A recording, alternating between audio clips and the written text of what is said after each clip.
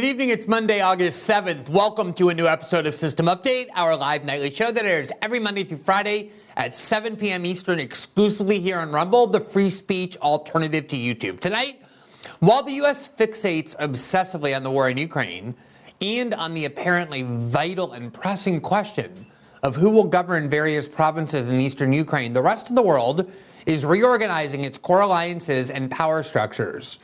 For the last 20 years, an alliance of developing countries called BRICS, named for its key members Brazil, Russia, India, China, and South Africa, has been rapidly growing. It would be a clear exaggeration to assert that BRICS is on the verge of replacing the U.S. and NATO and the various neoliberal institutions of the West in exercising hegemony, but every year it is getting closer to doing so.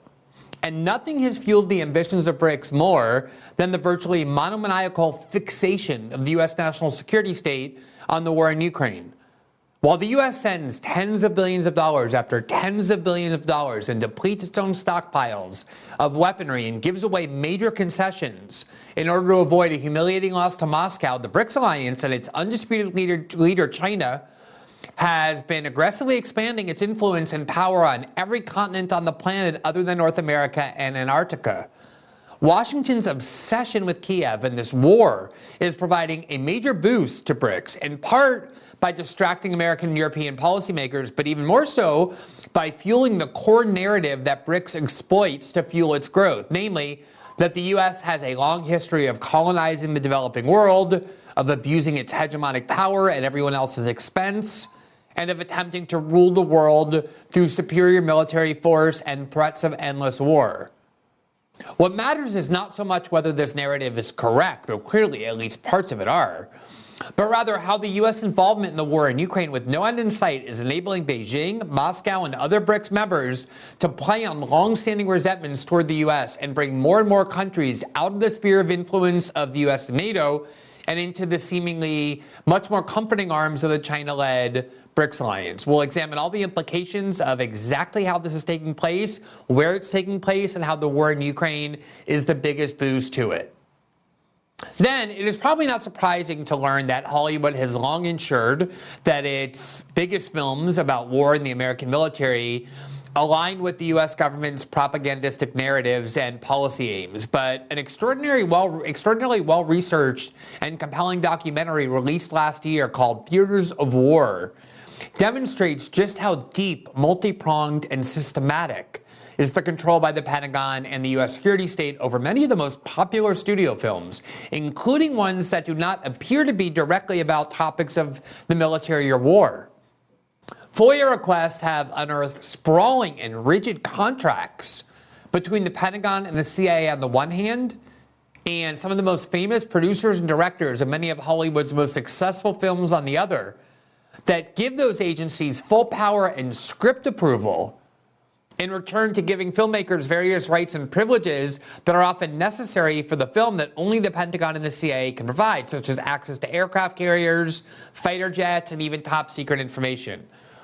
The director and narrative of this truly compelling film, the University of Georgia professor Roger Stahl, will be with us tonight to talk about this film's key revelations and just how long-standing and deep this control is over the most influential mass-marketed films that Hollywood has produced.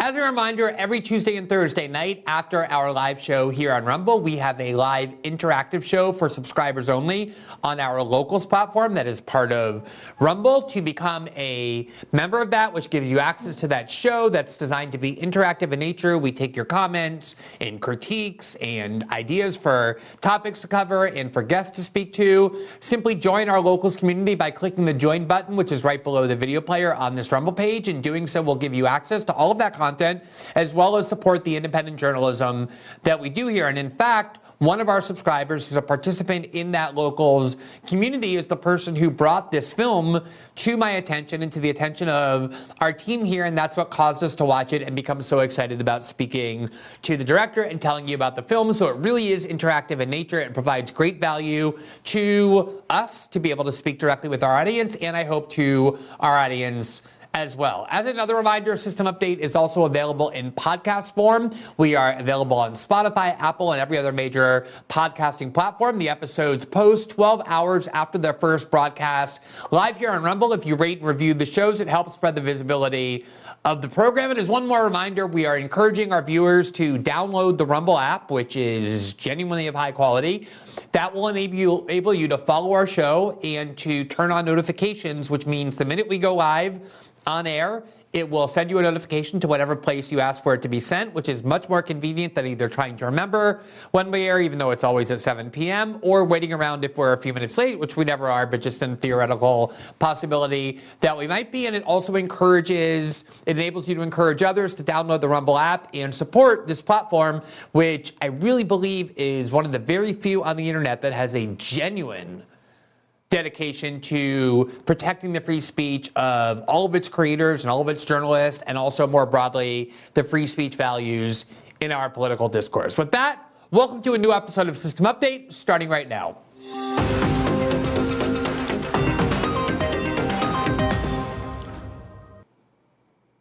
We have focused a lot on this show on the multiple cost of the war in Ukraine, the fact that we are now sending more than $100 billion to this war, even though there's no end in sight, even though Russia currently occupies 20% or so of Ukrainian territory and doesn't appear close to giving any of that up. They have a very entrenched defensive position that, at least thus far, Ukraine has been highly unsuccessful in trying to breach. Obviously, there's enormous amounts of death and devastation brought to that country. The people of Ukraine, many of them don't want to actually fight in this war, which is why they're fleeing, often risking their own lives or their liberty to do so. Zelensky has to fight with a conscript army and significantly increase the punishments for trying to flee. So there's all kinds of devastation and death and waste coming from this war, which whoever you want to blame now depends upon the United States fueling one side of it as a proxy war. If the United States didn't, there'd be an effort to negotiate a peace involving many countries, and this war could finally end. So those costs are something that we spend a great deal of time uncovering. But one of the costs that might be at least as significant as all of those in terms of American interests is one that hasn't gotten a lot of attention, which is the ability of competitors to the United States and to its hegemonic power being able to exploit long-standing resentments toward the United States by trying to put this war into the context of that narrative that the United States uses its military force and wars to go around the world trying to control other countries and destroy other countries for its own benefit. There are a lot of lingering resentments from all kinds of developing countries that are very important and powerful economically, becoming more so every day, who previously could never do anything about it because the United States, after the fall of the Cold War, the end of the Cold War, the fall of the Berlin Wall, really was the most powerful country by far on earth, one of the world's great hegemons. And there was no alternative. There was no competitive framework. And countries couldn't do anything other than simmer in their own anger and resentment. But the emergence of BRICS, this 20-year-old or so alliance between countries that have grown enormously, particularly China, but also India. The other three countries are Brazil, Russia, and South Africa, are now really providing a genuine alternative to the United States, and this war in Ukraine is driving a lot of countries, valuable and important geostrategic countries, into the arms of BRICS and away from the United States. Here, for example, from the German newspaper Deutschwald is on April 10th of 2023. The headline is "A New World Order. BRICS nations offer an alternative to the West." And this article basically just walks through the foundational history of BRICS and how it is becoming ever more powerful. Quote, "The acronym began as a somewhat optimistic term to describe what were the world's fastest growing economies at the time. But now the BRICS nations, Brazil, Russia, India, China, South Africa, are setting themselves up as an alternative to existing international financial and political forums. Quote, "The founding myth of the emerging economies has faded," confirms Gunter Mallard, deputy director of the German Institute for International and Security Affairs, or SWP. Quote, "The BRICS countries are experiencing their geopolitical moment. Brazil, Russia, India, China, and South Africa are trying to position themselves as representatives of the global South, providing, quote, an alternative model to the G7. The G7 is an informal forum of heads of state of the world's most advanced economies, founded in 1975. Germany, France, the UK, Italy, Japan, Canada, and the US are members, as is the EU. In 2014, with $50 billion, around 46 billion euros in seed money, the BRICS nations launched the New Development Bank as an alternative to the World Bank and the IMF, the International Monetary Fund. In addition, they created a liquidity mechanism called the Contingent Reserve Arrangement to support members struggling with payments. These offers were not only attractive to the BRICS nations themselves, but also to many other developing and emerging economies that had painful experiences with the IMF's structural adjustment programs and austerity measures. This is why many countries said they might be interested in joining the BRICS group. Since the start of the Russian war in Ukraine, the BRICS countries have only distanced themselves further from the so-called West. Neither India, Brazil, South Africa, or China are taking part in sanctions against Russia. This has become increasingly clear with near historic levels of trade between India and Russia, or in Brazil's dependence on Russian fertilizer. Quote, diplomatically, the war in Ukraine appears to have drawn a stark dividing line between Eastern-backed Russia and the West. Political scientist Matthew Bishop from the University of Sheffield wrote for the Economics Observatory late last year, quote, consequently, some European and U.S. policymakers worry that the BRICS may become less an economic club of rising powers seeking to influence growth and development and more a political one defined by their authoritarian nationalism. Now, obviously, Western academics and Western journalists are going to malign and disparage anything that becomes a competitor to the United States. The reality, however, is that 3 of those countries of the 5, Brazil, India, and South Africa, clearly are democracies by every sense of the term. And in fact, although there may be some authoritarianism in all of those countries, there certainly is. There's a lot of authoritarianism in the West as well. And what makes this really important, this alliance, is that this is where population growth is taking place. While demographics and population growth slow in the West for all kinds of reasons, including growing secularism and the emergence of women in the workforce who are postponing having children or turning away from the marriage framework that produces a lot of children. Economic growth is very significant in most of these developing countries, and these countries, especially these 5 kind of core anchor members of the alliance, are talking about major countries, including the 2 largest countries in the world, China and India. Brazil is the 6th largest country in the world, and they're looking to expand into many highly populated and geostrategically crucial countries, including potentially Saudi Arabia, one of the anchors of American power in the Middle East. And of course, this year, while the U.S. was single-mindedly fixated on Ukraine for whatever reason, Ukraine, a country that nobody ever considered to be of much importance geopolitically. In fact, President Obama often said, when asked why he didn't confront Russia more over Ukraine, that Ukraine is not of a vital interest to the United States. That has been the view of Washington for decades, because of course it's not.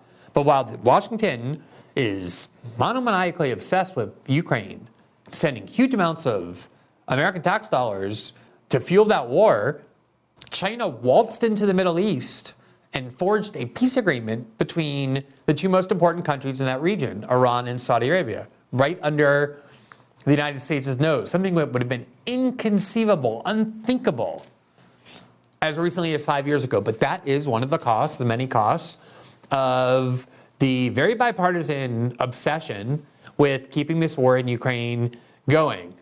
Here's another article, one from Reuters in June of 2023, that describes the growth of BRICS. Quote, more than 40 nations are interested in joining BRICS, South Africa says. Quote, more than 40 countries have expressed interest in joining the BRICS groups of nations, South Africa's top diplomat in charge of relations with the bloc said on Thursday. The question of how far and fast to expand the club is top of the agenda of the Summit of Nations seeking to offset perceived hegemony of the U.S. This is Reuters, so of course they have to say perceived hegemony of the U.S. Perceived hegemony of U.S.-led West in global affairs. Aside from the 22 countries that had formally asked to join, Stahl said there was, quote, an equal number of countries that have informally expressed interest in becoming BRICS members, including all the major global South countries.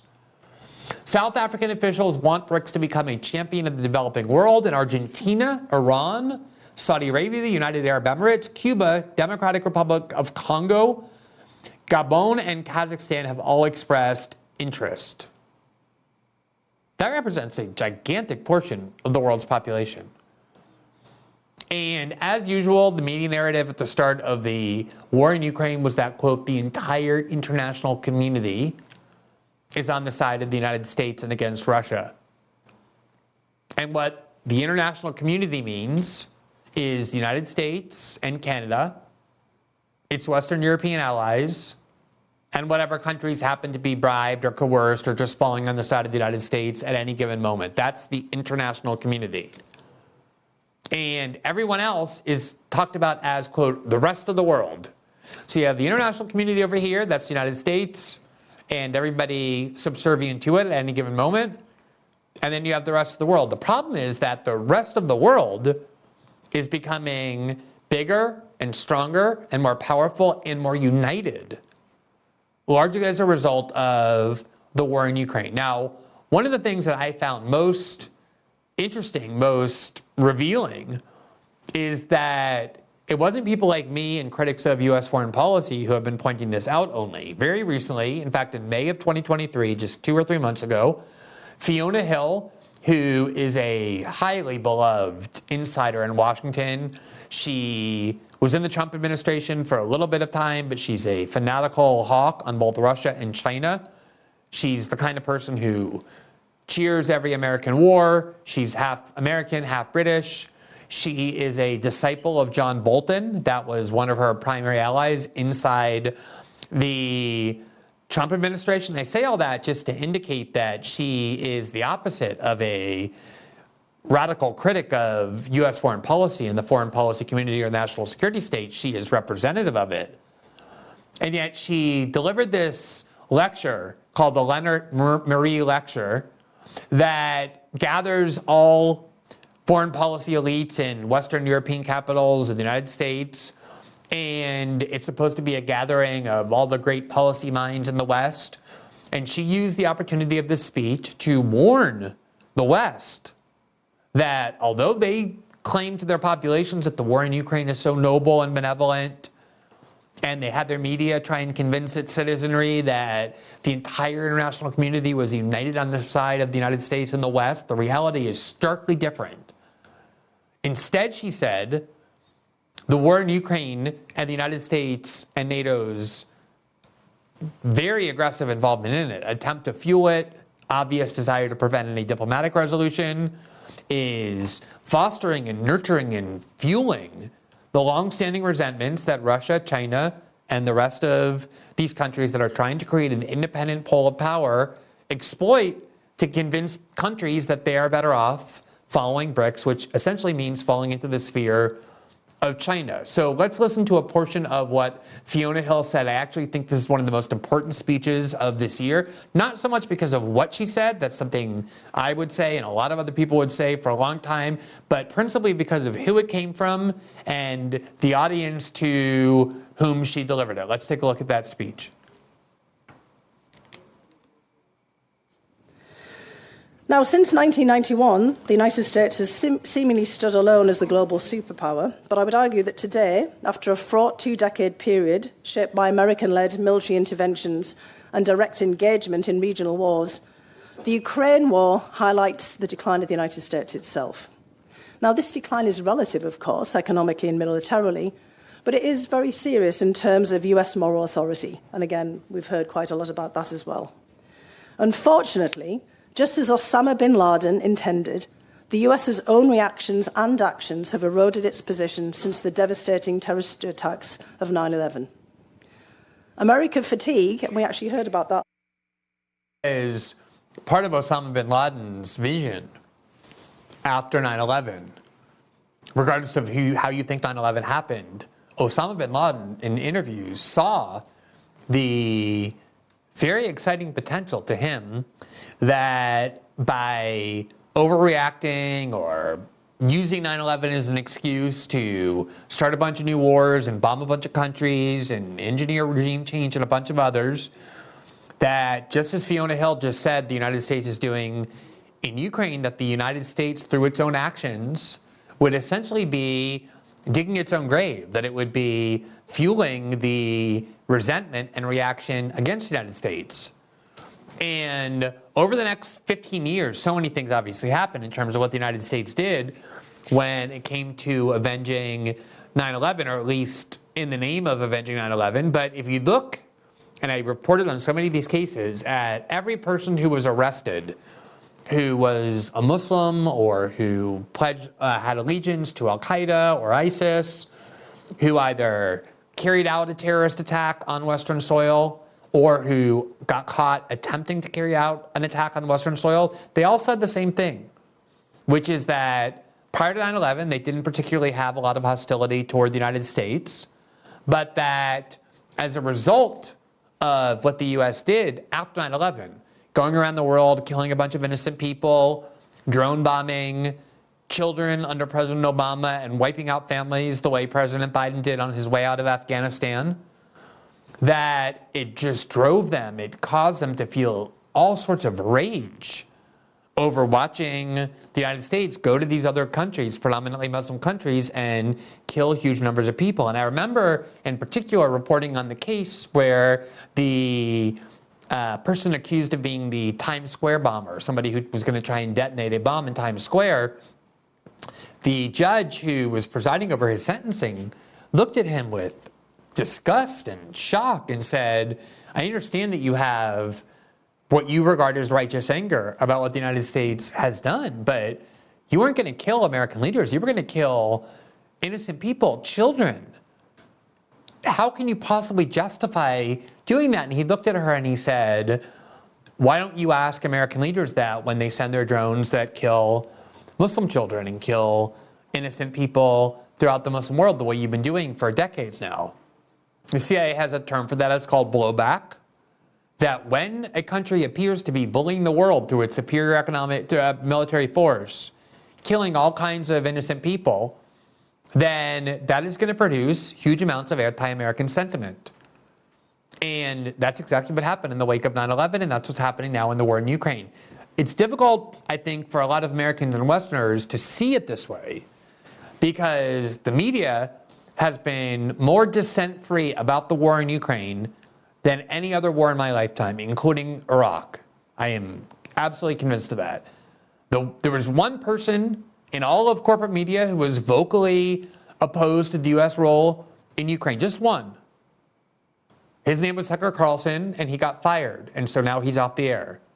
There were a couple of other Fox personalities like Laura Ingraham and Jesse Waters who have expressed opposition to the war in Ukraine, but nowhere near with the vigor and as emphatically as Tucker was doing almost every night, to the point where news articles reported that Republican establishment politicians were thrilled that he was off the air because they said it would make their lives so much easier, particularly when it came time to approving more money, American money of American taxpayers to go to the war in Ukraine. That's how dissent-free this war is. And so many Americans, so many Westerners walk around just convinced that this is an incredibly noble war, that we are on the side of good, that we are attempting to repel a war of aggression. And the problem with discourse that is free of dissent and that doesn't permit opposing sides to be heard. Remember, the Europeans made it illegal for social media platforms to allow Russian state media even to be heard. So if you're a European adult, an adult in any European state, and you just want to listen to what the Russian government is saying about this war by listening to RT or Sputnik, it's illegal. You can't do that. Obviously, if you go to extreme lengths, use VPNs, you're able to find a way to do it. But in general, for most people, it was rendered illegal. That's why Rumble is unavailable in France, because the French government ordered Rumble to remove RT from its platform, even though Rumble is not a French company or a EU company. And when Rumble refused, France made it clear they were going to cut them off at the IP level. And so Rumble sued France. And in the meantime, Rumble is not available in France. That's how closed this information system is. That's what censorship does. It prevents us from even considering the other side of how other people might be perceiving this war. And here in Brazil, where the Brazilian government is adamantly opposed to getting involved in that war, even though there has been a lot of pressure on Brazilian President Lula da Silva from the West to do so. We've reported before about how involved the United States was in the 2022 election that led to Lula's victory over Jair Bolsonaro.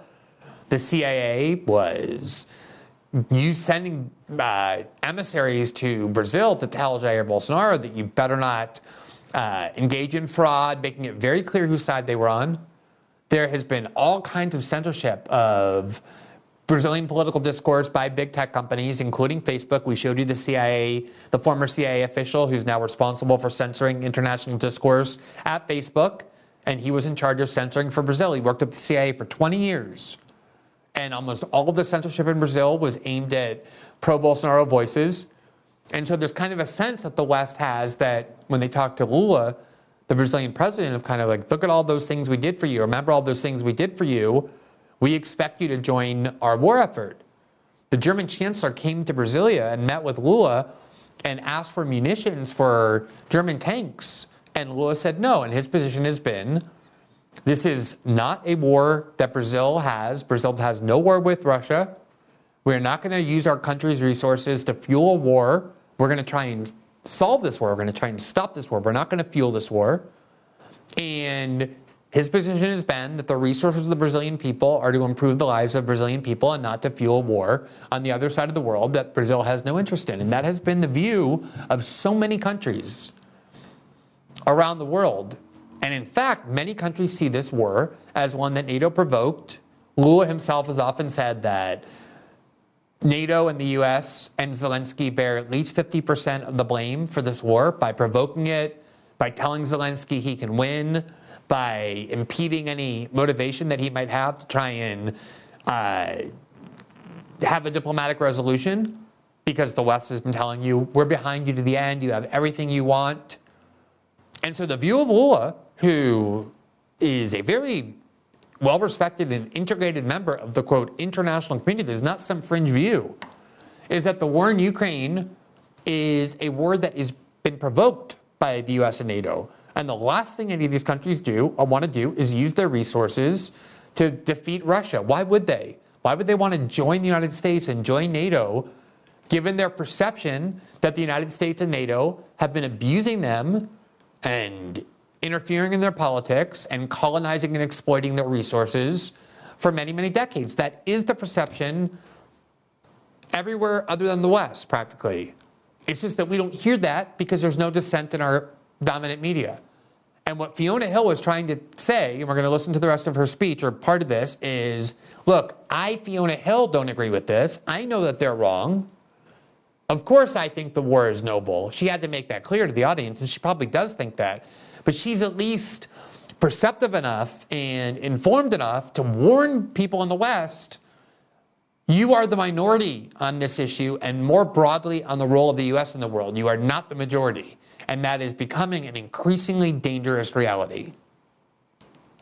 On the panel, as you might recall, I'd already had that in my notes, and then we heard one of our panelists actually say it. America fatigue and disillusionment with its role as the global hegemon is widespread.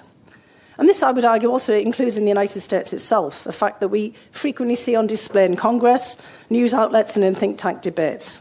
For some, the US is a flawed international actor with its own domestic problems it should be attending to. And for others, the US is still a new form of imperial state that ignores the concerns of others and throws its military weight around. All right, so that pretty much gives you a good sense for what she said. We've covered this speech before. There's some more parts where she essentially says that the global South and the rest of the world, as we call them, are now becoming the international community, and we are really the rest of the world. And again, you may still be in favor of the war in Ukraine. You may still think, for whatever reasons, that it's somehow important to the United States to undermine Russia, to weaken Russia, even though Russia is not threatening the United States. Russia has never attacked the United States. President Obama cooperated with President Putin on all sorts of priorities, including the war in Syria and the deal that he wanted to engineer in Iran. Russia is an important player in the Middle East. They have an important ally in Bashar al-Assad in Syria. And this was President Trump's view as well, that I think more than anything else caused the U.S. security state to just explode with rage and make him an enemy, which was he was saying during 2016 when the top CIA priority was not the war in Ukraine like it is now. Instead, it was the CIA regime change war in Syria to remove Bashar al-Assad for whatever reasons. Trump was saying, why do we want to remove Bashar al-Assad? Why are we going around the world trying to change the governments of other countries? We can work with Bashar al-Assad and Russia. We should be working with them to attack our common enemies, which were al-Qaeda and ISIS. Remember, al-Qaeda and ISIS were on the side of the CIA. All of them were fighting against Bashar al-Assad's government. The insanity of imperialism is that you launch a 20-year war of civilizations, a war on terror against Muslim extremism, and within 10 years you're fighting side by side with them in the same war. It's proven that many of the U.S. weapons that ended up being sent to Syria to arm the Syrian moderate rebels ended up in the hands of al-Qaeda and ISIS. We were arming the very groups that we said we were in a civilizational war against for decades to come. And Trump started questioning exactly the logic of these sorts of things, and that was why the U.S. security state went ballistic against him, as Chuck Schumer warned that they would, because he was trying to say this is not in the interest of the United States or the American people. And this is what Fiona Hill, ironically, despite how much she now despises Trump, she thinks Trump is a menace to all things decent. Essentially, she's giving the same warning, or really what she's doing is she's vindicating Trump's worldview about how counterproductive this is to the interests of the American people. Oftentimes, American interests mean the interests of the tiny portion of the ruling class and the arms manufacturers, but the interests of the American people in the sense of ordinary Americans who wake up and go to work every day is not served by trying to remove Bashar al-Assad. It's not served by sending all of their money to a war in Ukraine over who rules provinces in eastern Ukraine. That was Trump's core worldview, the populist worldview that turned neocons and the U.S. national security state so vehemently against him. And this is a really crucial warning. Now, this is not only directed at the United States. As you might know, there are several countries in Africa over the past 2 or 3 years, in Western Africa in particular, that have suffered coups, military coups, where their government, largely pro-Western governments, have been replaced by military juntas. And each country is very complicated. The most recent one was Niger, where a military coup unseated the pro-Western government. The West loved this government that just got replaced. And these are all French colonies, former French colonies. And there's enormous resentment toward France. And Putin has used the war in Ukraine in order to lure a lot of countries in Africa on the side of Russia, to the point where even neoliberal outlets like The Economist are admitting this happened. So here, just this week, The Economist, from a couple days ago, you see the headline on the screen: Niger spoils Macron's plan for an African reset. The coup is another blow to French influence in Africa. Quote, 6 months ago, ahead of a 4-country African tour, President Emmanuel Macron promised a, quote, new era for France's ties with the continent based on a partnership of equals. French military bases in Africa, he said, would henceforth be jointly run by local armed forces with a, quote, visible reduction of French soldiers on the ground. It was to be a new phase in the Franco-African reset that Mr. Macron first laid out in his speech in 2017 in Burkina Faso, vowing that he was, quote, of a generation that doesn't come to tell Africans what to do. Last week's military coup against Niger's elected president leaves hopes of a fresh relationship severely frayed. On July 30th, protesters in Niamey, Niger's capital, declared, quote, "down with France," and waved Russian flags. A crowd attacked the French embassy, setting fire to the doors and smashing windows. On August 1st, France began to evacuate its nationals and other European citizens from Niger. Already, France's departure from Mali was a blow to its prestige. At one point, the French had 2,500 soldiers in the country, a regional counter-jihadist mission which grew from a French operation that first launched in 2013 at the request of Mali's government, that successfully pushed back a jihadist march on the capital, Bamako. When Francois Hollande, France's president at the time, visited soon afterward, he was mobbed by cheering crowds. But the overthrow of its government in 2020, followed by a second coup the following year, and the new junta's decision to hire mercenaries from Russia's Wagner Group, changed the calculation. By August 2022, all French soldiers had quit Mali, taking with them some 4,000 containers of kit and 1,000 vehicles. Barkhane was shut down. Since quitting Mali, France has been rethinking its operations on the continent. A review is due later this year. The plan is to ensure a lighter footprint and a more discreet presence. Indeed, in Niger, France has already been acting more as a partner, less as a boss. Quote, "France has been trying to apply the lessons from Mali to be sensitive to Niger's concerns," note Michael Shurkin, a specialist on the Sahel at the Atlantic Council, a think tank based in Washington, D.C. The trouble is that this rethink may, in essence, be too little, too late. China, Russia, and Turkey have been lending, investing, or securing contracts in West Africa with scarcely a murmur. China has replaced France as the chief source of imports to the region. Other European countries train forces in the Sahel. America runs a big intelligence operation out of Niger. But because of its colonial history, France is often singled out for policy inconsistencies that are sometimes overlooked in the case of other French powers.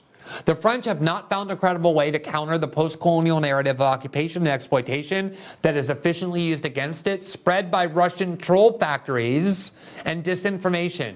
That prevails today even against the evidence. So as usual, of course, the real problem is that Africans are too dumb to think on their own or to know their own history. They're being deceived and manipulated by Russian disinformation. Everything is Russian disinformation in the West.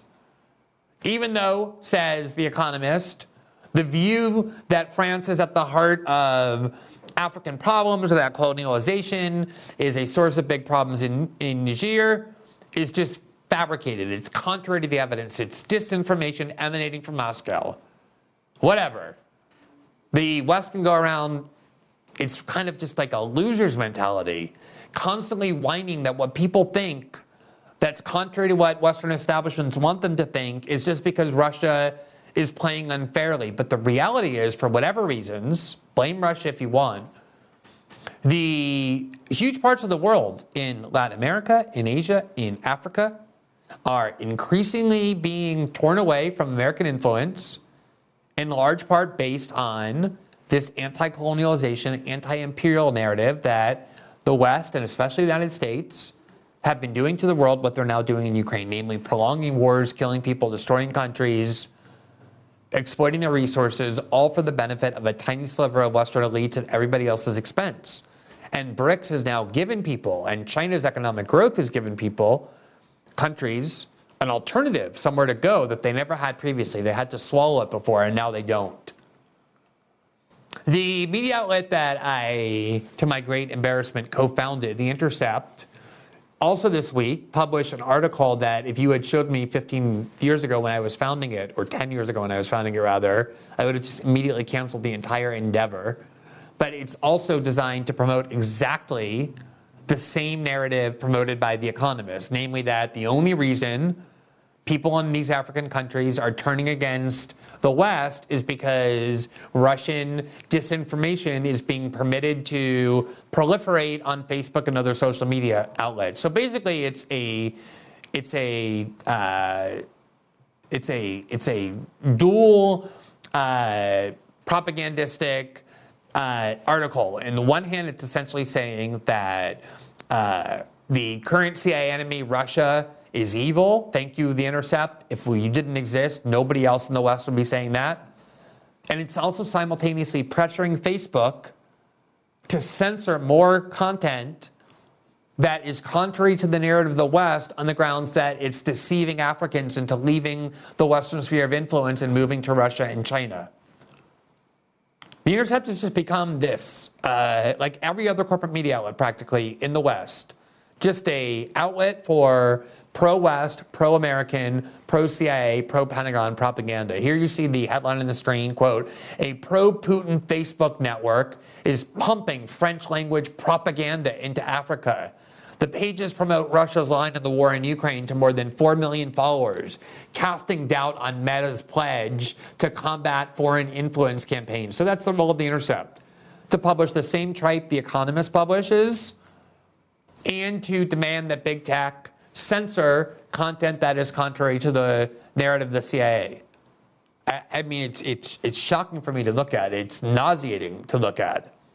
Now, as Fiona Hill tried to tell Westerners, set aside whether you agree with the narrative or not. Set aside how you view the American role in the world. Set aside whether you blame Russia or NATO or both for the war in Ukraine. The reality, whether you like it or not, whether you agree with it or not, is that this resentment toward the U.S. is pervasive on the part of many countries whose history has been shaped, in their view, detrimentally by the endless appetite that the United States has for interfering in their internal affairs and exploiting their country for the benefit of America's elite, and that this resentment is being successfully exploited by these BRICS leaders and especially by China and Russia to lure people away from the United States.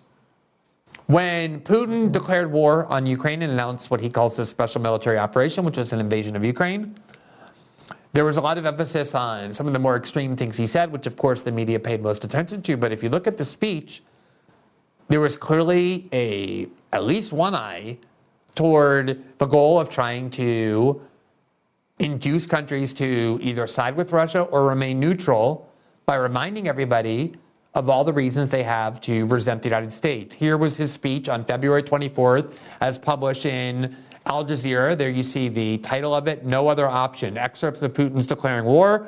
Before launching the biggest attack by one state against another in Europe since World War II, Putin addressed his nation. Here's part of what he said that shows you how this narrative is being used. Quote, "Of course, in practical life, in international relations and the rules that regulated them, it was necessary to take into account changes in the state of affairs in the world and the balance of power. This should have been done professionally, smoothly, patiently, taking into account and respecting the interest of all countries and understanding one's own responsibility. But no, the euphoria from having absolute superiority, a kind of modern-day absolutism, and the low level of general culture and arrogance of decision makers led to decisions prepared, adopted, and pushed through that were beneficial only for themselves. The situation began to develop according to a different scenario. You don't have to look far for examples. First, without any approval from the UN Security Council, the U.S. and the West carried out a bloody military operation against Belgrade, using aircraft and missiles right in the very center of Europe. They carried out several weeks of continuous bombing of cities and cultural infrastructure. We have to remind them of these facts, as some Western colleagues do not like to remember these events. And when we talk about it, they prefer to point out not to the norms of international law, but to the circumstances that they interpret as they see fit. Then came the turn of Iraq, Libya, Syria, the illegitimate use of military force against Libya, the twisting of all decisions taken by the UN Security Council on the Libyan issue led to the complete destruction of that state, to the emergence of a major hotbed of international terrorism, to a humanitarian catastrophe, and a civil war that has not ended to this day. The tragedy to which they doomed hundreds of thousands, millions of people, not only in Libya but throughout the region, gave rise to a massive migration wave from North Africa and the Middle East to Europe. They ensured a similar fate for Syria. The Western coalition's military activities on the territory of this country, without the consent of the Syrian government or the approval of the UN Security Council, are nothing but aggression, intervention. However, there is a special place for the invasion of Iraq, which was carried out also without any legal grounds. As a pretext, they put forward supposedly reliable information from the United States about the presence of weapons of mass destruction. As proof of this, publicly, in front of the eyes of the whole world, the U.S. Secretary of State shook some kind of a test tube with white powder assuring everyone that this is a chemical weapon being developed in Iraq. And then it turned out that all of this was a hoax, a bluff. There were no chemical weapons in Iraq. Now, this is something that we have all moved beyond in the United States, or most of us.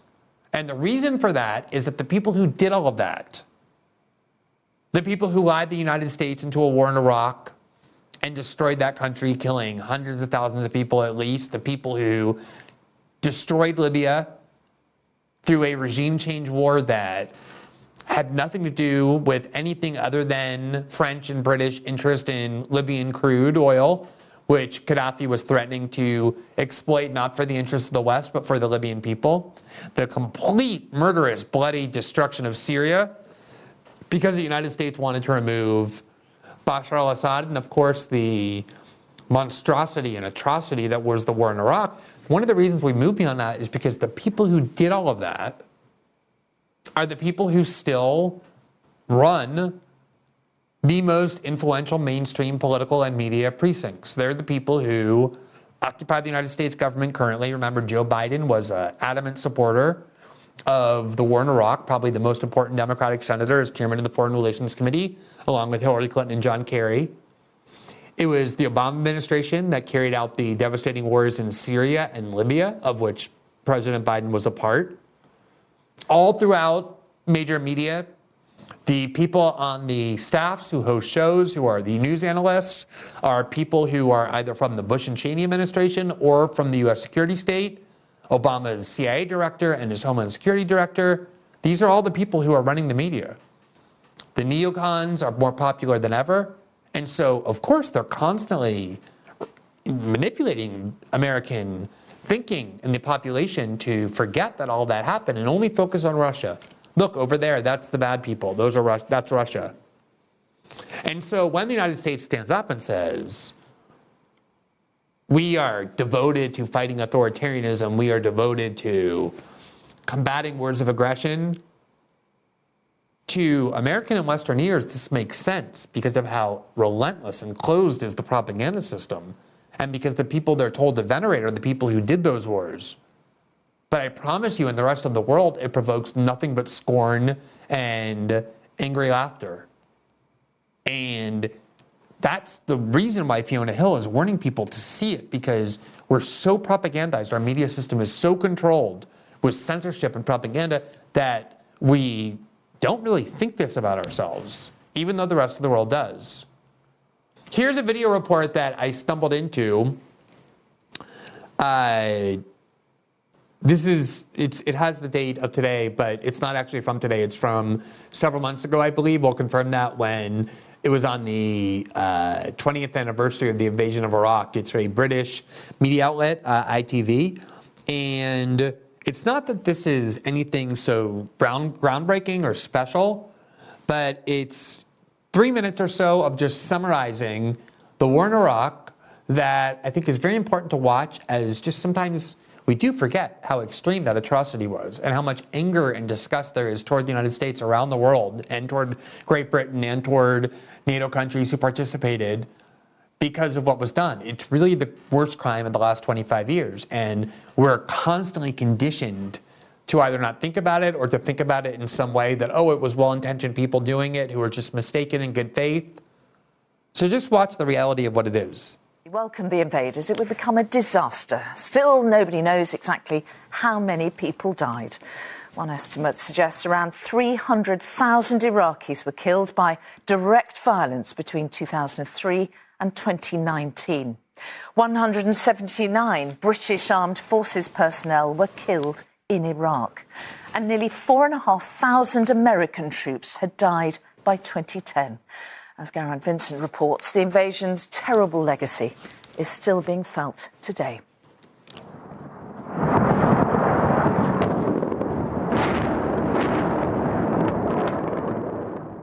In the middle of the night, 20 years ago, the most powerful country in the world unleashed its might on the Iraqi capital. Explosion. Remember, that was called Shock and Awe. We all watched it. At least those of us old enough to have lived through it. The U.S. dropped enormous ordnance, just bombing everywhere in Baghdad, obviously civilian sectors. And shock and awe meant that the United States was going to unleash so much indiscriminate military force, just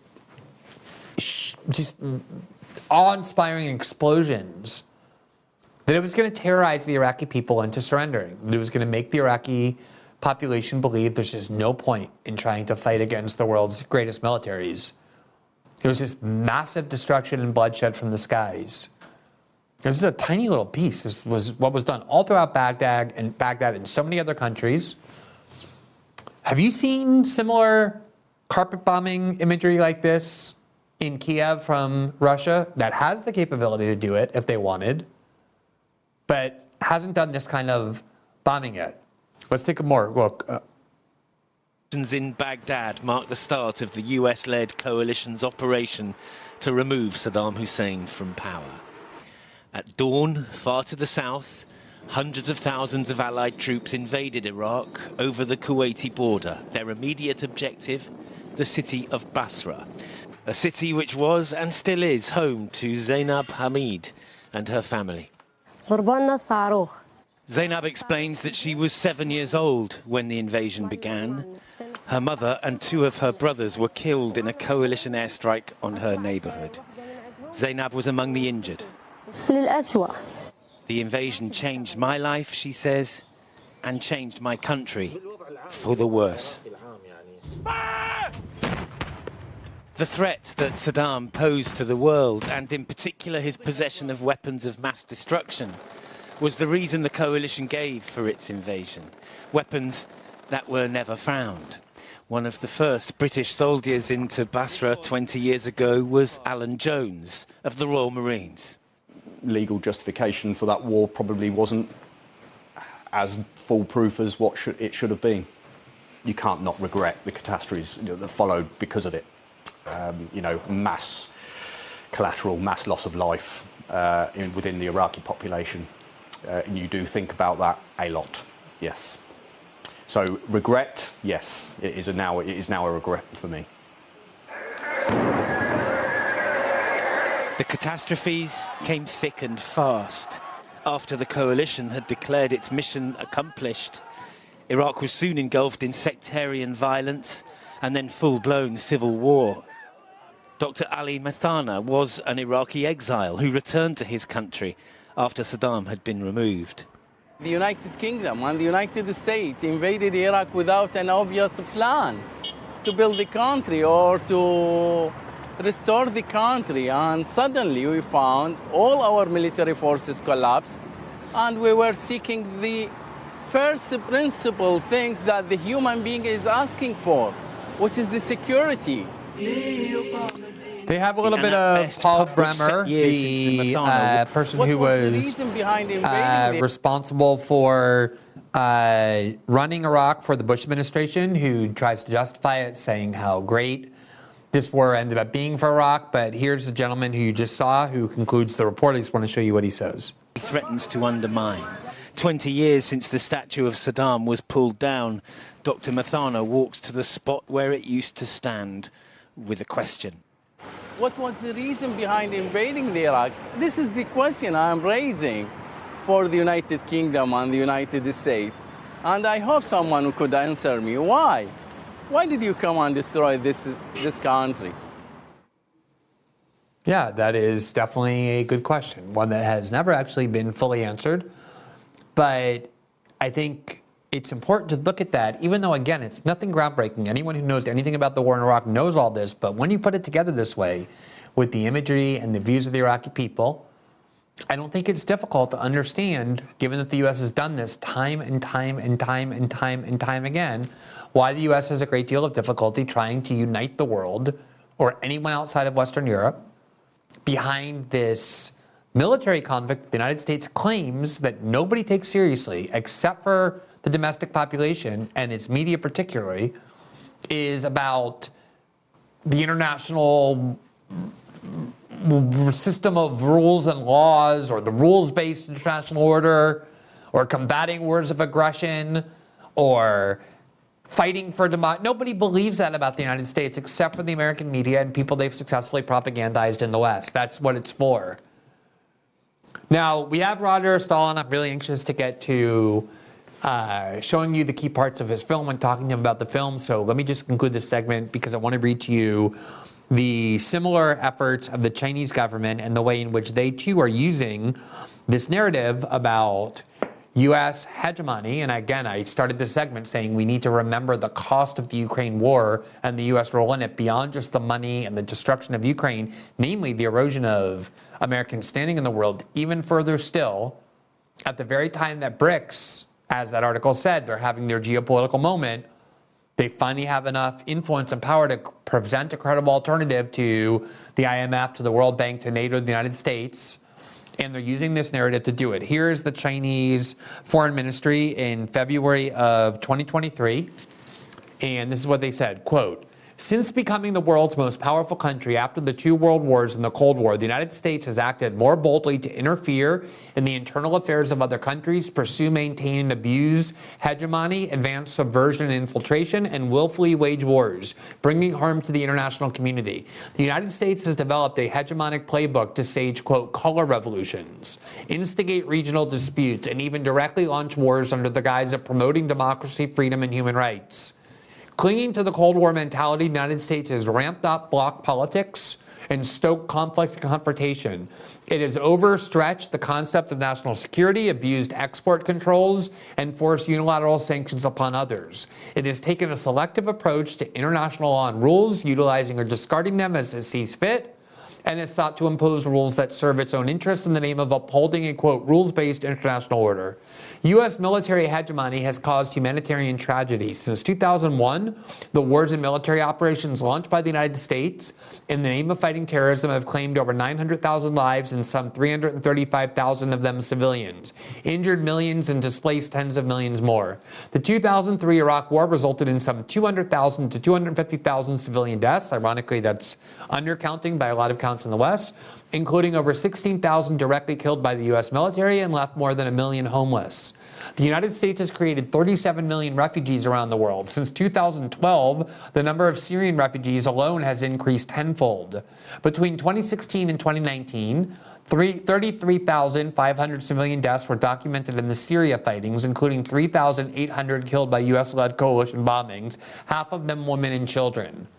The Public Broadcasting Service, PBS, reported on November 9, 2018 that the airstrikes launched by U.S. forces on Raqqa alone killed 1,600 Syrian civilians.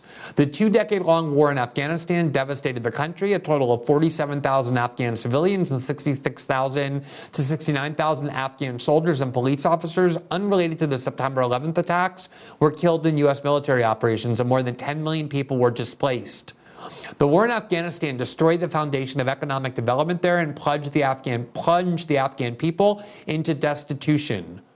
After the, quote, Kabul debacle in 2021, meaning Biden's withdrawal, the United States announced that it would freeze some $9.5 billion in assets belonging to the Afghan central bank, a move considered as, quote, pure looting. After World War II, the United States led efforts to set up the Bretton Woods system, the IMF, and the World Bank, which together with the Marshall Plan formed the international monetary system centered around the U.S. dollar. In addition, the U.S. has also established institutional hegemony in the international economic and financial sector by manipulating the weighted voting systems, rules, and arrangements of international organizations, including approval by 85% majority and the domestic trade laws and regulations. By taking advantage of the dollar's status as the major international reserve currency, the United States is basically looting from around the world and using its control over international organizations.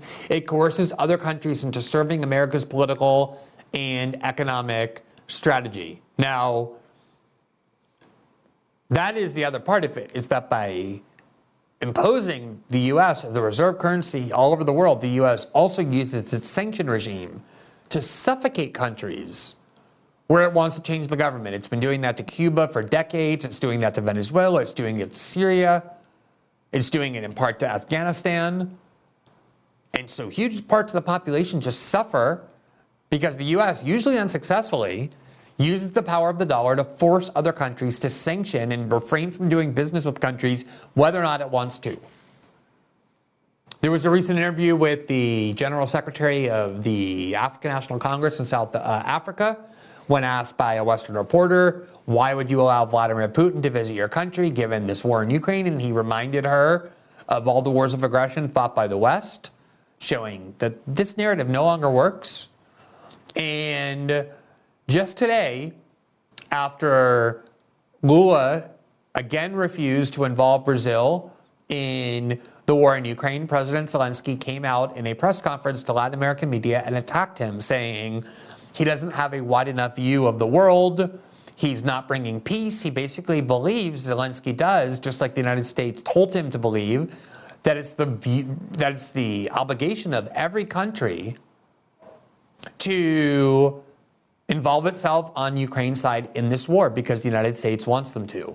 He accused Lula of advancing Putin's narratives. It's just an arrogance that exudes from the United States and from the West. And you can think whatever you want about China and Russia, but that is the perception all over the world, that there's no reason that people should be on the side of the United States, the country should be on the United States, given everything that they've done. And the war in Ukraine is not only bringing that narrative to with much greater force, but it's creating an opportunity for these competing countries with the United States so focused on Ukraine and sending your money there and just thinking about the war in Ukraine all the time.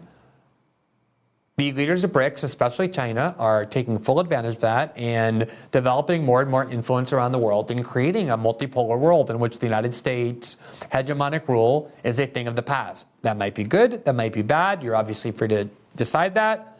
But the fact that it's happening is difficult to contest. And the more the United States devotes itself to this war in Ukraine, the more it's going to be undermining and eroding its own power.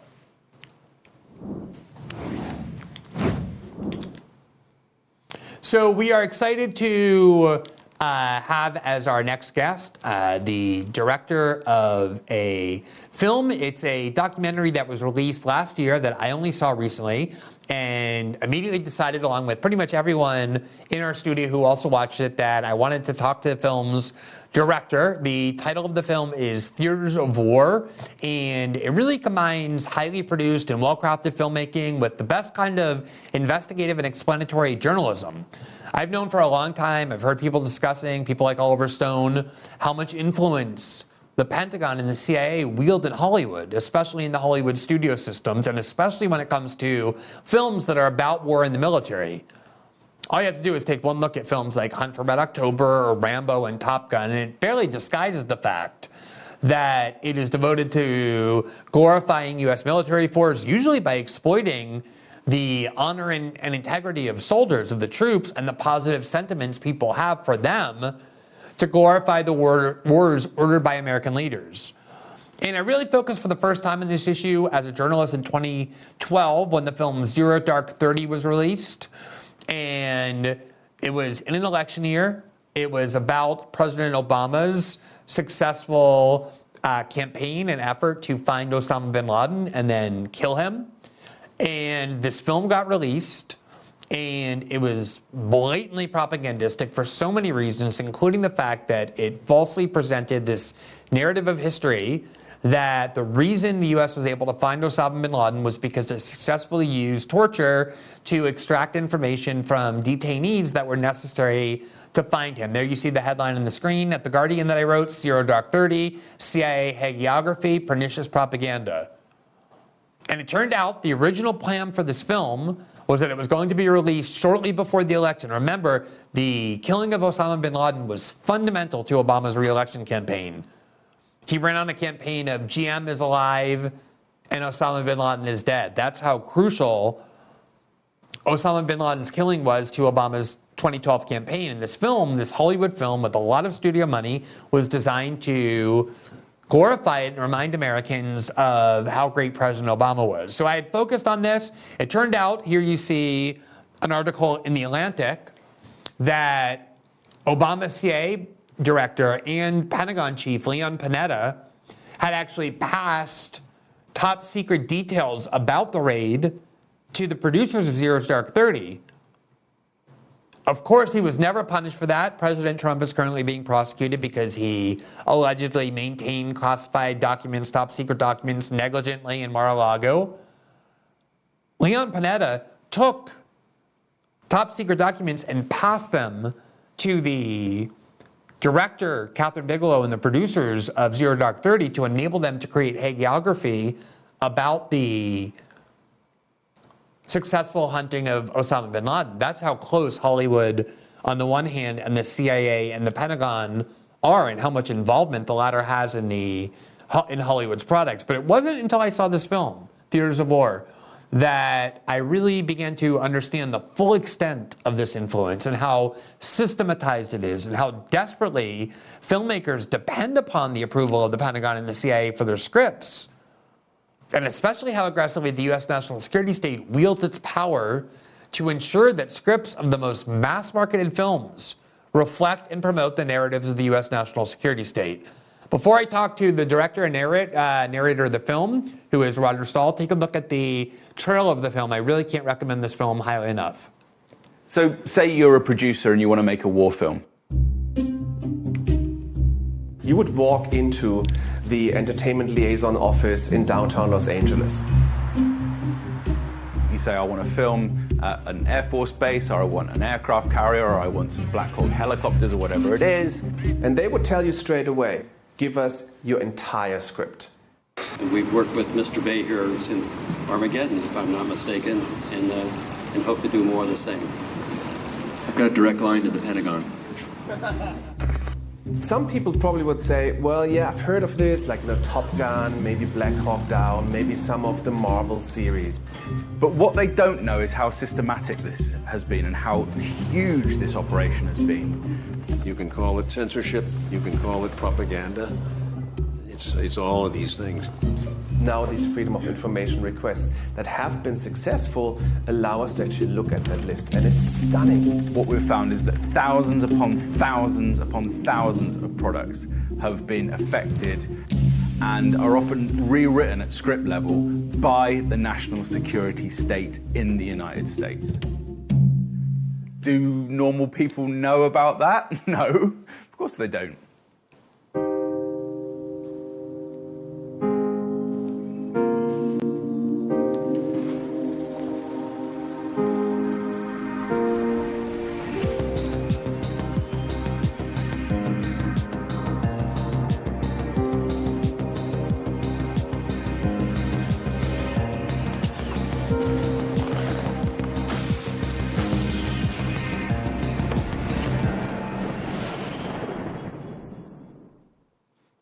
The director and narrator of the film is Roger Stahl, who is a professor of communication studies at the University of Georgia. He studies rhetoric and media and culture.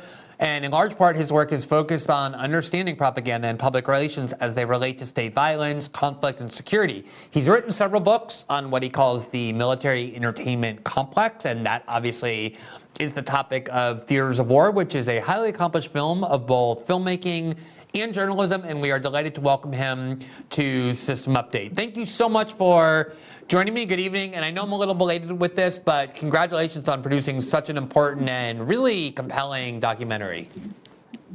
Oh, thank you. It's very kind of you.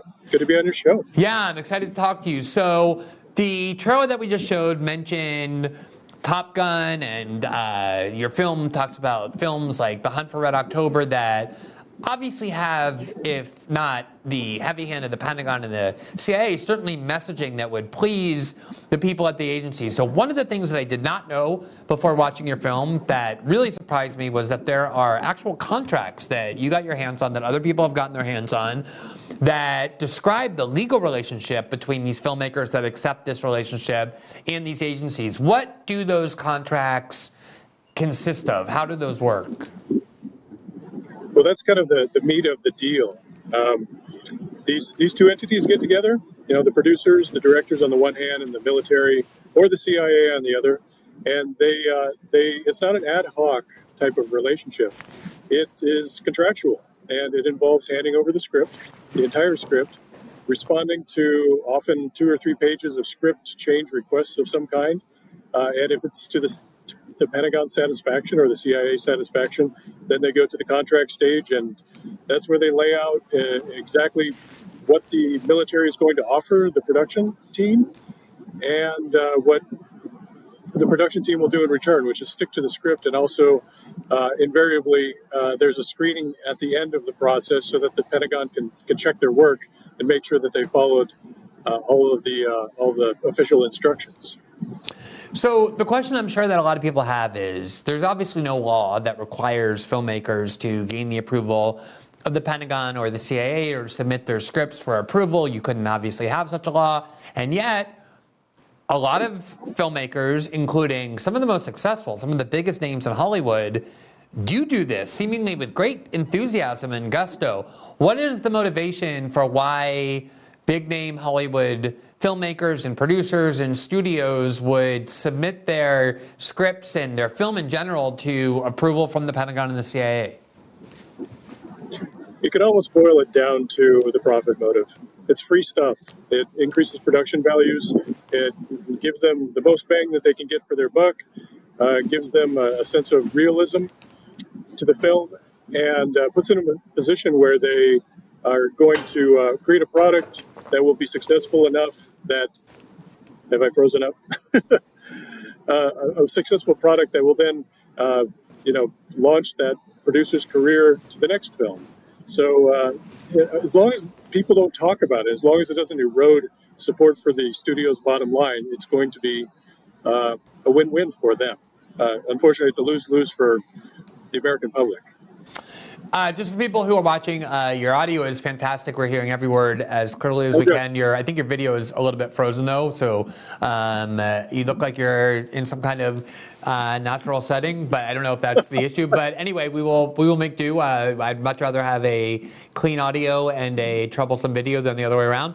But let me ask you something about Hollywood culture, because obviously the film does a great job of kind of making clear what the profit motive is, namely that, as one of the experts you interview says, the Pentagon has some really cool and expensive toys, and there's no substitute if you want to do some spectacular blockbuster film for having access to aircraft carriers or fighter jets or just very kind of expensive military hardware that the Pentagon will give to these films, often to destroy, in order to have access over their scripts. So that motive seems a little bit clear to me. I want to ask you what you think about Hollywood culture. I remember maybe 10 years ago, 12 years ago, a little bit before the Snowden reporting began, I went to an event in Hollywood that I was told was going to be Hollywood leftists. I don't mean just liberals and Democratic Party adherents, but I mean like Hollywood leftists. And we went there, and there were a lot of, maybe it was 60, 70 people, a lot of very big names in Hollywood were there. And when the part of the conversation began that was about foreign policy, it amazed me, this is the Obama era, how many of them were defending Obama's drone program, defending the regime change war in Libya, just in general kind of having the Hillary Clinton view. And a lot of them were actually Democratic Party adherents. They were not really leftists. Hollywood obviously has a reputation for being, it's the Hollywood left. And so I think it would surprise a lot of people to learn that Hollywood is churning out pro-Pentagon and pro-CIA propaganda independent of the profit margin that you just laid out. Do you think there's kind of like an ideological component as well to why people in Hollywood throughout the Cold War and then in the War on Terror have been producing this sort of stuff? Well, first let me say that your viewers might be wondering why I'm all frozen up and why you can only hear my voice. I've had to make do. We had this northeast storm come through, and this is the most creative I can get. So thank you for putting up with it. We have a really cool image of your face now on the screen that matches the aesthetics of our show. So don't worry about it. We fixed it, and we're hearing you great. We asked about the Hollywood left, and culturally, yes, there's a leftist contingent in Hollywood. I would say it's identifiable. But once you get past the border of the United States, once you talk about international issues, you're back to the dual party consensus, right? You're back to neoliberal democratic consensus of, the values of the military establishment or the values of the Democratic Party. And so there really isn't a lot of pushback, as you've noticed. apart from, milquetoast renditions of Iraq and Afghanistan here and there that don't really take any critical steps. But beyond that, mixed with the profit motive of not wanting to anger the Pentagon system that is feeding a lot of the production of those sorts of images, you're not going to get much out of the Hollywood system. Yeah, I think people sometimes forget that, Hollywood is very big business. It's like Wall Street or big tech or the insurance business, and the people who run it and the studio heads are part of gigantic corporations, and alienating and offending major parts of the U.S. government is not typically something corporate bosses try and do. I think the people in Hollywood like to think of themselves as artists, but at the end of the day, the people who are financing them and making them very rich have a much different motive than art in mind.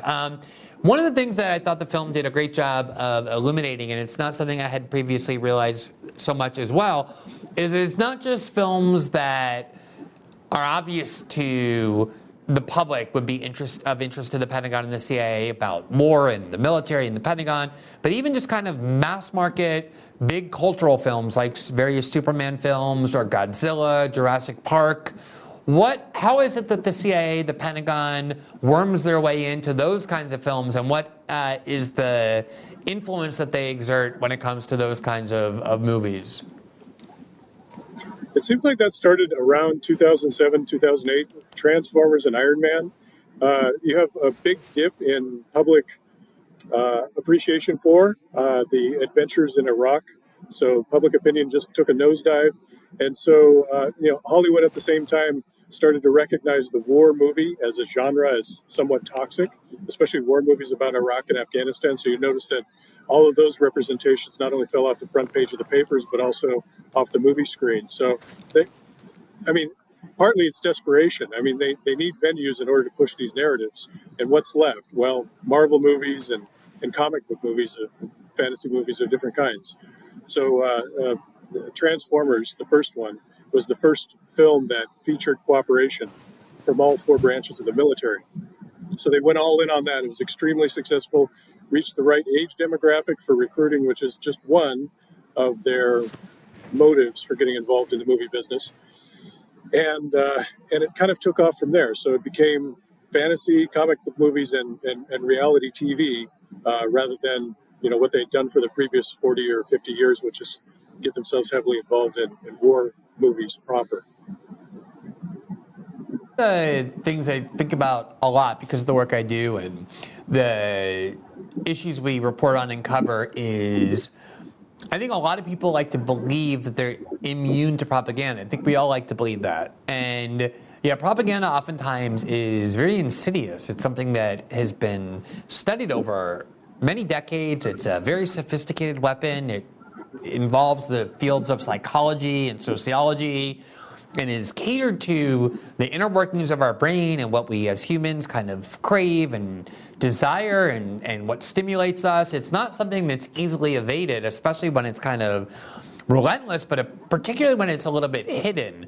And one of the things I thought was so interesting in this film was your point that propaganda is more effective when people don't anticipate it. So maybe if they sit down into a news show or they hear an interview with the Pentagon chief, they're kind of being armed against propaganda. But if you're just taking your kids to what seems like an innocuous Hollywood film, your kind of guard is down. There was a quote in the film that caught my attention where when people go to films, they're, quote, voluntarily sitting through a 2-hour infomercial. Talk about that component of it, of the reason why, especially maybe with the films that are less overtly militaristic, this propaganda is so effective in the eyes of the government. Yeah, that quote was from a U.S. Army document that was talking about the effectiveness of their involvement with Lone Survivor. So they called it a 2-hour infomercial, and obviously didn't expect anybody to FOIA and do a Freedom of Information Act request on that particular document. So they're awfully guileless in a sense that they don't, even as public relations officers, don't really know how to speak in code so that they aren't found out later. So that's part of the interesting thing. But you're absolutely right that, when we think about propaganda, we think about government-produced stuff. And this is not exactly that. This is government-influenced entertainment. And, you might see Zero Dark 30 and think, okay, the White House or the CIA had a hand in that. And yes, there was a big controversy about that eventually. But, when you watch Iron Man or watch Godzilla or even Jack Ryan, I mean, you're not expecting that there's going to be some sort of official entity combing through the script and getting rid of ignoble attributes or airbrushing history. So it speaks right to our sort of emotional centers in a way that traditional propaganda tried to do, but couldn't do as well as a narrative film or a comic book movie. One of the points you made was that there are particular directors in Hollywood who are very well known, very successful, who the Pentagon kind of looks at, or the CIA looks at, as very reliable partners. And this is why I was asking earlier whether it's just the profit motive or if some of these people are just happy to be producing propaganda for the U.S. war machine because they're for ideological reasons. There was definitely a big component of that in old Hollywood. Obviously, I was there of World War II. A lot of people were very convinced of the nobility of American power. A lot of those actors enlisted, and then they were happy to do those kind of films. But talk about some of the directors who have multiple times gone back to this well, who the public would probably know. They would know Michael Bay, who I think is like half true believer, half opportunist. You have Jerry Bruckheimer, who did the Top Gun films and a bunch of other stuff. He did Crimson Tide. I think he's more of an opportunist. I think, he's showed himself to be a critical thinker from time to time. And then you have, producers, names that you might not recognize, like Mace Neufeld, who did all of the Jack Ryan series. And that had, except for the first film, had support from both the Pentagon and the CIA all the way through the recent Jack Ryan series. So I can't speak to the ideological component of these people, but some of them, especially Michael Bay, seems like he's on board in a way that seemed to suggest he's a true believer in the kind of narrative that he's peddling or being asked to peddle. One of the points the film was trying to make is that this meaning approval of the CIA and the Pentagon is not oftentimes something that's kind of a small bonus for the film. Oftentimes it's absolutely indispensable for the film even to happen. And you talk about some of the films that never got made because they couldn't get approval from the CIA and the Pentagon. You have a lot of documents about that as well. What do those documents reveal? Oh, gosh.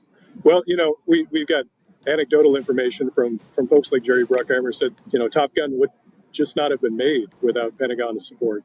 Probably the second one either. Pearl Harbor would not have been made, he said. So you have, producers who are going on record saying, that Pentagon support is necessary for us to do this kind of film. And then we have the documentation that shows that if we go through the database that we were able to get through a FOIA request that showed, the database that the Pentagon keeps, that showed about 800 films, far fewer than the total number that we've been able to document, which is about 2,500. 30 or 40 of those films were listed as not supported and never made. And that's about 3 or 4 times the number of films that we could find in that database that were supported and not made.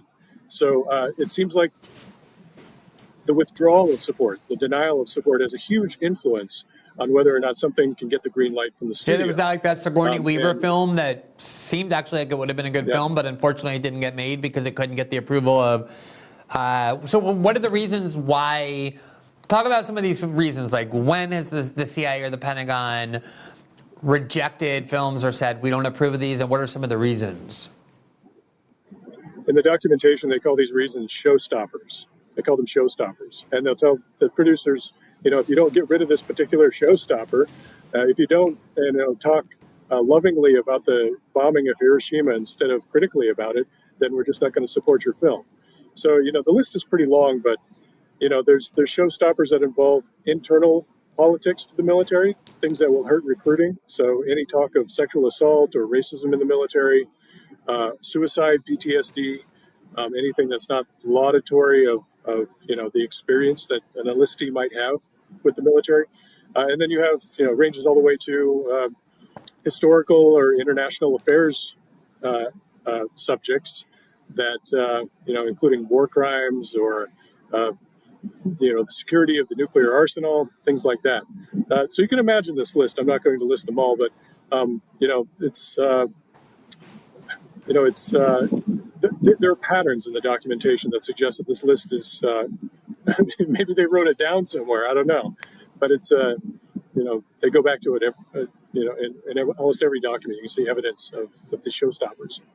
Yeah, so last question, we're just running out of time, but I do want to get to this. You alluded to this fact that, maybe they wrote it down sometime. But, the reason why I consider this film, at least as much a work of journalism as a work of filmmaking, is because it is very document dependent, which I think is so important, because I think a lot of these things are things people would be inclined not to believe, or to believe that maybe it's being overstated. And when you look at the documents, you see the true scope of what this work really is. When I did the Snowden reporting, one of the first things I realized was, wow, they're talking in a way that they think no one's going to ever hear. They're really honest, and they kind of just lay it out there with no euphemisms or anything else like that.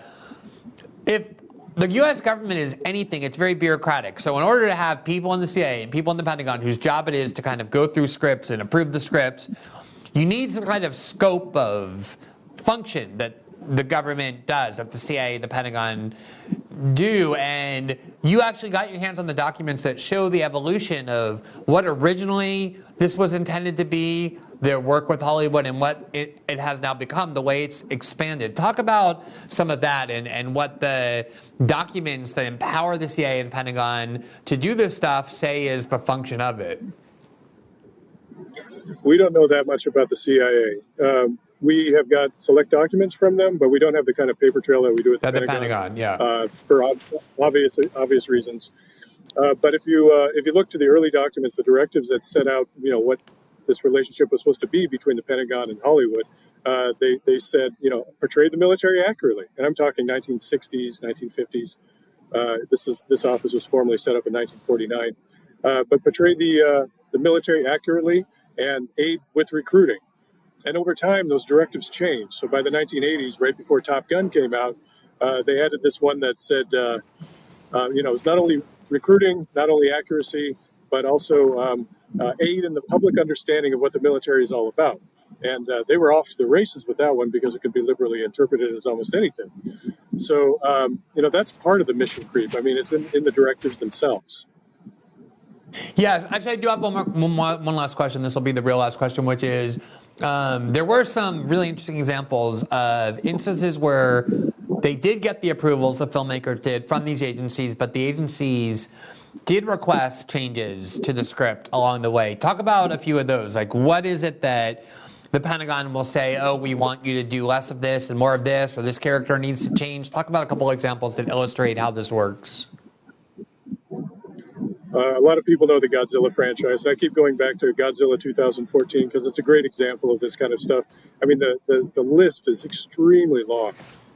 They were interested in changing the portrayal of the nuclear bomb, especially the nuclear bombing of Hiroshima. So one of the characters is a Japanese character. Godzilla has historically been all about the bomb. It's been a metaphor for the devastation of Hiroshima and Nagasaki. But they wanted to take that vital component out of the movie. So there's a Japanese character who says, my father was in the bombing. He survived. He gives this long speech about how there were bodies everywhere, and paints a really gruesome picture. And the Pentagon comes back and says, just get rid of this. If this is supposed to be an apology for using the atomic bomb, which it seems like it is, we don't want it in the script.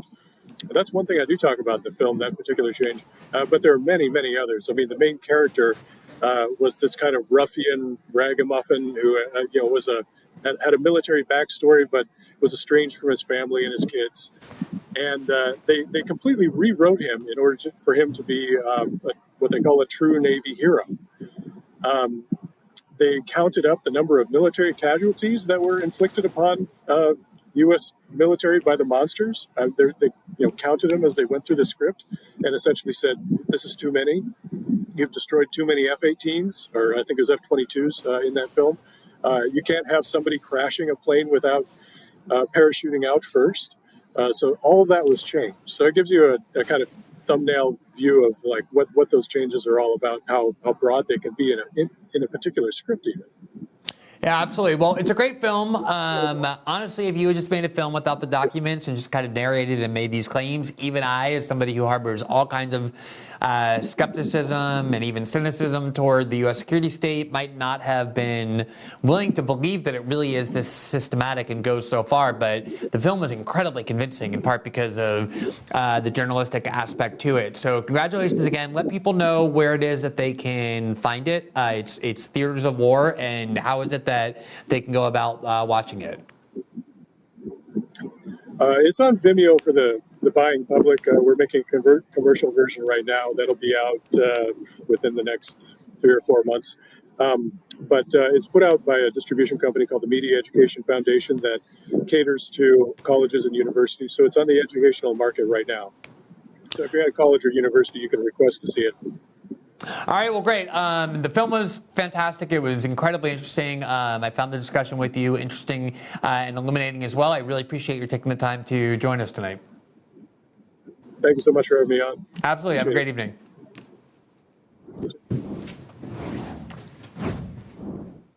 So that concludes our show for this evening. As a reminder, every Tuesday and Thursday night, we do our interactive live show on Locals, where we listen to your feedback and interact with our audience. That is, as I said, where we got the idea to even know about this film and watch this film was that someone had suggested it, and we went and watched it, and then decided to do a segment on it, and hope that you will see it. As another reminder, we are available in podcast form, where you can follow us on Spotify, Apple, and all other major podcasting platforms. We are soon going to be integrating, as I've been saying, it's coming very soon, various features to enable us to interact a lot more with the live chat, like we do on the local show here on the main show on Rumble as well. So be looking for that, and we hope you will download the Rumble app in the meantime, which will enable you to follow our show, follow other shows here on Rumble, and that will notify you as soon as the show goes live. As always, thank you so much for those of you who've been watching. We hope to see you back tomorrow night and every night at 7 p.m. Eastern, exclusively here on Rumble. Have a great evening, everybody.